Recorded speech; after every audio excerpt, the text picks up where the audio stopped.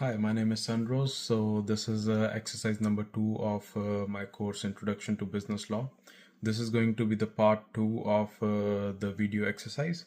And this exercise is going to be on the contract terms. I will be answering in this part uh, out of 11 about 8 of the terms that were given. So going to the first term about quantity, going through both the contracts. The fair term would be 1200 to 1300 pounds per week. What happens is that this splits the difference between the grocery store ideal 1000 to 15,000 pounds and vegetables greenhouse corporation pricing tier, which is between 1200 to 1500 pound, which equates to $3.40 to $3.65 per pound within the weekly payment. So this is something which both the parties can work out. It also helps to ensure the grocery store meets the customer demand while allowing Vegetable Greenhouse Corporation to benefit from bulk pricing. So the second part of the second term was pricing. According to me, by going through the contract, the fair term would be 3.55 cents per pound for weekly payment for about 1200 to 1500 pounds. Below grocery store, maximum $4 per pound, but above greenhouse vegetable corps, which has a minimum payment of $3.40 per pound. So this is something where both of them can meet in between, and it also incentivizes volume for a vegetable greenhouse corporation while keeping cost manageable for the grocery store.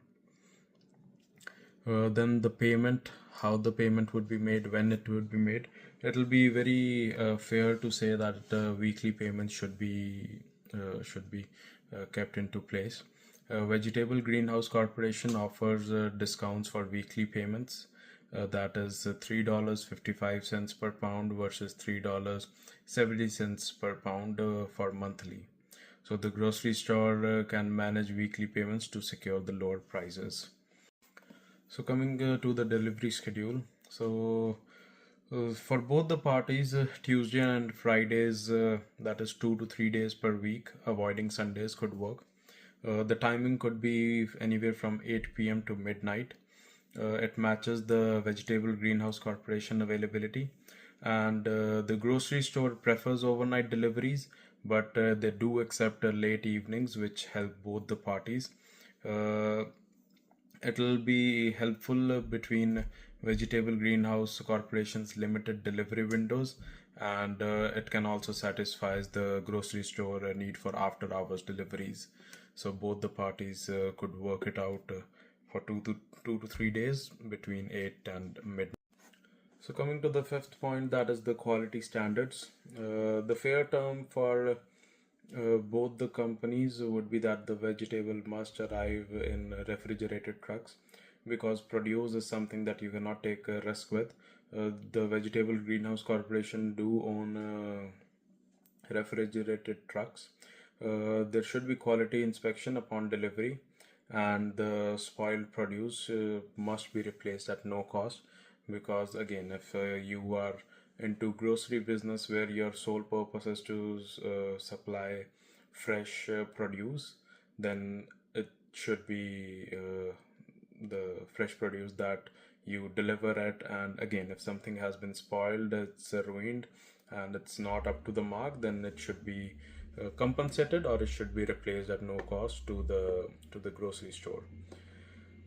So this would address the grocery store's freshness concern, so that the Vegetable Greenhouse Corporation avoids any liability for spoilage if the refrigerated trucks are used.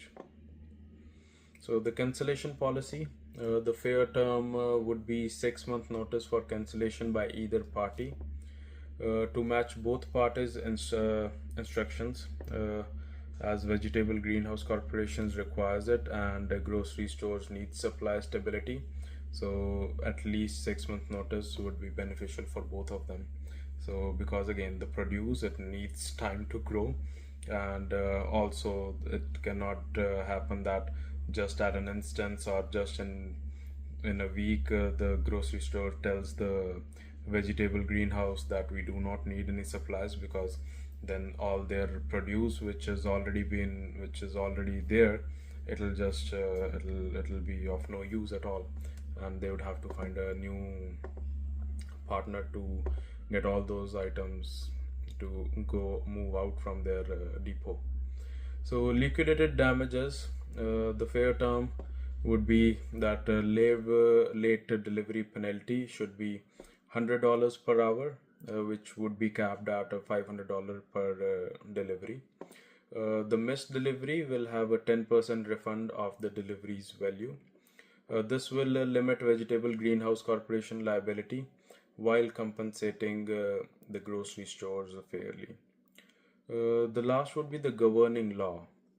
So, both the companies should use the law of the province where the grocery store operates to make sure that the neutral and predictable resolutions are achieved for the disputes among both the parties. Now, coming to the last point, that is the condition of the terms. So, when deliveries are made in refrigerated trucks, the process is regarded as a condition since it ensures the grocery store can sell fresh produce. Should Vegetable Greenhouse Corporation not use refrigerated trucks, vegetables may be lost. So, the grocery store cannot fulfill its commitment and its duties, and the contract doesn't hold any value. Conditions as opposed to warranties in a contract give grocery store the right to end the agreement and request settlement. If the transport was not kept as cold as required, the grocery store has the right to dissolve the contract and seek money for what was lost. Because of these strict rules, companies meet the required performance standard, and the both parties can work with each other in collaboration. And if anything goes sideways, they have completely defined procedures on how to move next. So this was the end of the video. Hope I have answered the questions clearly. So thank you.